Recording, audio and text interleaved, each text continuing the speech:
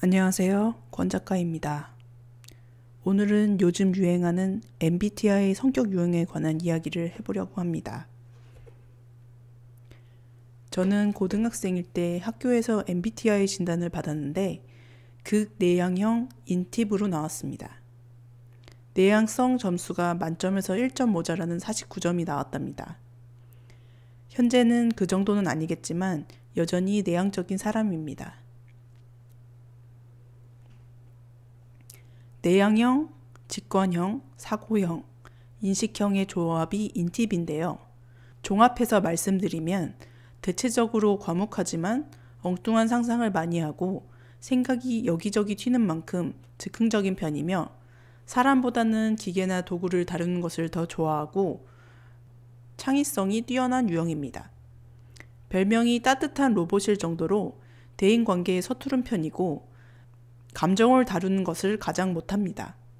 사실 성격이라는 것이 굉장히 복합적인 분야라 가장 빠르게 이해하려면 예시를 드는 것이 좋습니다. 그래서 검색해보면 MBTI 관련 글에 가장 많이 나오는 유명인은 아인슈타인인데 이분은 너무 넘사벽 천재잖아요. 그래서 좀 더 친근한 유명인을 찾아보면 웹툰 작가 이말년님, 기안84님과 가수 겸 배우 정은지 님이 있습니다.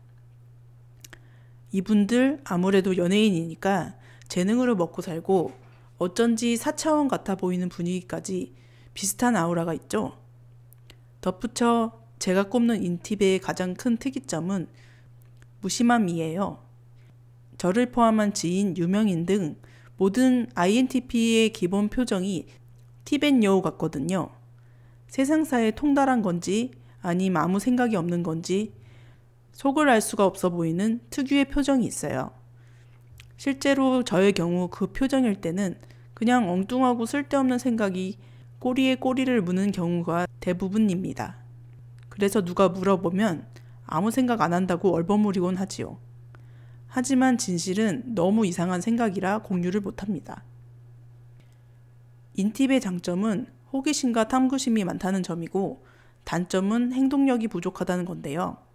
그래서 몽상과 방구석 천재로 남을 확률이 높은 유형이죠.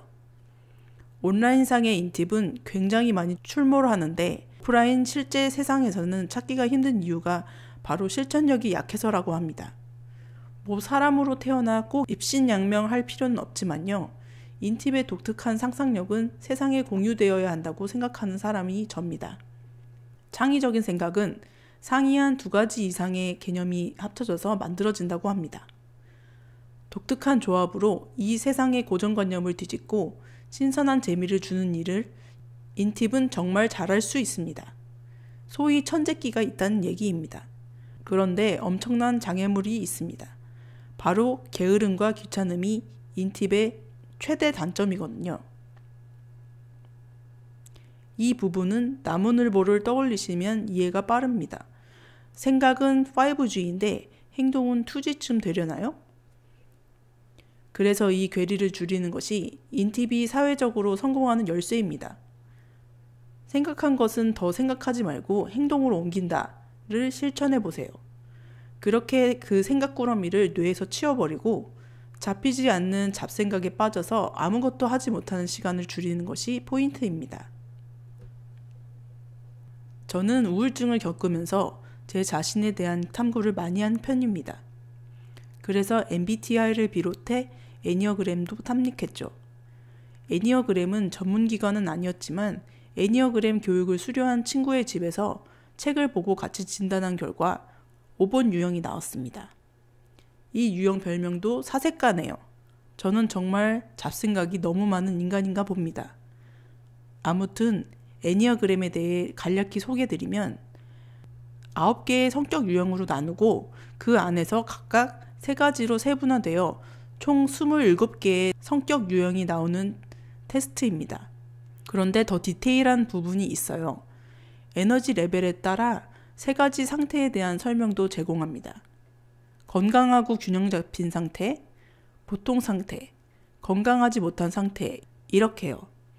저는 마지막에 말씀드린 에너지 레벨에 대한 진단이 꽤 예리한 부분이라고 생각합니다. 우리가 알고 있는 성격 유형의 설명은 다 보통 상태 기준으로 작성된 것인데 사람마다 에너지 레벨이 다르니 딱 들어맞지 않을 수밖에 없습니다. 에너지 레벨이 높을수록, 즉 상태가 좋으면 모든 유형은 다 비슷하게 단점이 없어집니다.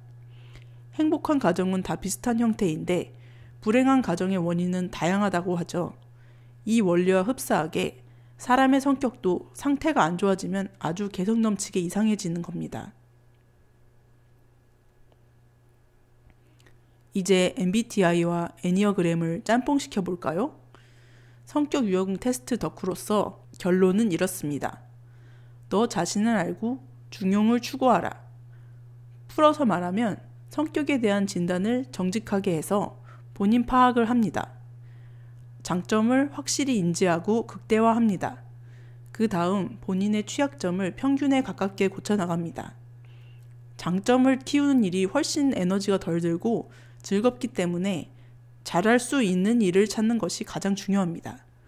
다만 인팁의 경우 단점인 게으름, 귀찮음이 아예 시작을 막아버리기 때문에 이 부분은 힘들더라도 헤쳐나가긴 해야 합니다. 이 방향으로 삶을 운용하면 반드시 성장합니다. 성격 테스트 결과지에 묘사된 그대로의 삶을 살면 평균이라는 점을 인지하시고 더 나은 사람이 되려고 노력하는 태도가 좋은 것 같습니다. 더 나아가 상상해보면 에너지 레벨이 정점에 달한 사람이라면 MBTI로 치면 거의 중간점에 가까운 진단이 나오지 않을까요? 어느 성향에도 치우치지 않되 상황에 따라 그때그때 두 측면을 자유롭게 오가는 사람이지 않을까 상상해 보았어요. 개인적인 경험을 말씀드리면 저는 게으른 천성을 극복하기 위해 실천력 강화에 공을 들여왔습니다. 어릴 적에는 무언가를 하기 전에 굉장히 신중한 편이었는데 하고 싶은 것은 죽이 되든 밥이 되든 웬만하면 다 해보는 방향으로 인생의 태도를 바꾸니까 좋은 기회가 오기 시작하고 삶이 다채로워졌습니다. 무엇보다 후회와 회한의 감정이 많이 줄어서 자기 전에 곱씹는 시간이 점점 줄어들었어요. 지나치게 신중하고 생각이 많은 편이라면 눈을 딱 감고 일주일만 예스맨이 되어보세요. 예상치 못한 기회가 오거나 의외의 즐거움을 느낄 수도 있으니까요. 적어도 뇌 건강에는 좋습니다. 계획하고 하지 못한 일은 뇌의 한 구석을 차지하니까요. 이건 뇌과학 연구 결과에서 증명된 지식입니다.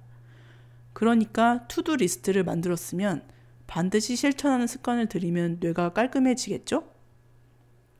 그런데 이런 습관도 과하면 탈이 나긴 해요. 도파민 중독이라고 들어보셨나요? 성취 중독이 될 수도 있거든요. 이 이야기도 언젠가는 할게요. 다시 돌아와서 찐 INTP라면 실천을 안 하면 정말 방에서 벗어날 수 없으니 본인의 재능을 세상에 꼭 드러내 보길 바랍니다. 그리고 당장 완벽하지 않아도 괜찮아요. 조금씩 고쳐나간다고 생각하고 일단 시작해 보시면 그 다음 목표가 보이니 용기를 내면 됩니다. 첫 술에 완벽할 수 없다는 것을 인정해야 시작할 수 있습니다. 저의 경우 이 유튜브 채널이 그런 단계입니다. 몇 년 전부터 하고 싶다는 마음을 품고 거의 미쳐버리기 직전에 어렵게 시작했어요. 어쨌든 이렇게 시작했습니다. 이 채널의 성장을 함께 하시며 용기를 얻는 분이 계시길 바라봅니다. 항상 들어주셔서 감사합니다. 혹시 더 듣고 싶거나 보고 싶은 주제가 있다면 댓글 남겨주시고요. 그럼 우린 다음 영상에서 또 만나요.